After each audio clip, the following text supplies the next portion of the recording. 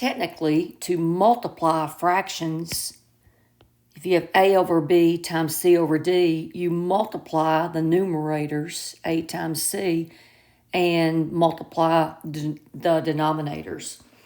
To multiply and divide fractions, you do not need a common denominator.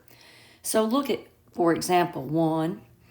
Now, what I do, I like to cancel before I do my multiplication. You can cancel a numerator with a denominator.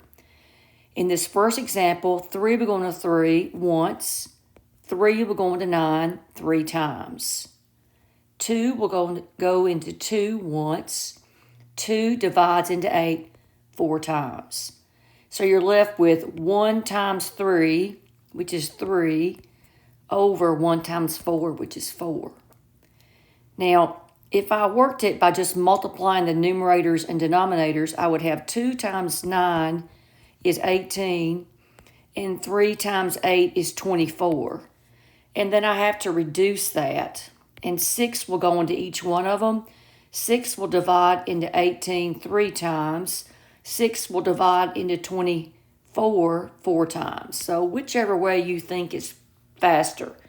Because on the GMAT or EA, you want to try to get each problem done in about 2 minutes.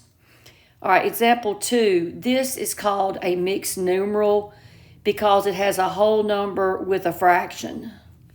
So you need to change that to an improper fraction. And the way you do that, you take the 1 times the 3, which is 3, and then you add the numerator to it. 3 plus 2 is 5. And you place it over the denominator. So that's 5/3 times 5 over 8. And nothing cancels, so that's 5 times 5 is 25. And 3 times 8 is 24. I want to practice that changing from a mixed numeral to an improper fraction again. If we had 2 and 2/5, that's 2 times 5 is 10, plus 2 is 12. That would be 12 over 5. That's how you do that. All right, dividing fractions is similar. It's going to turn into a multiplication problem.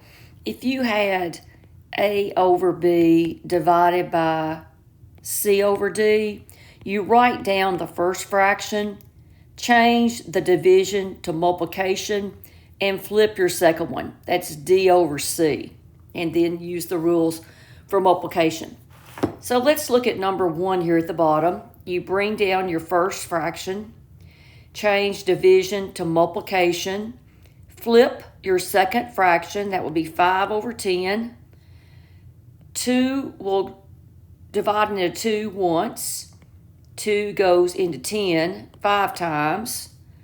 Wow. Those 5s cancel and you're left with 1/3.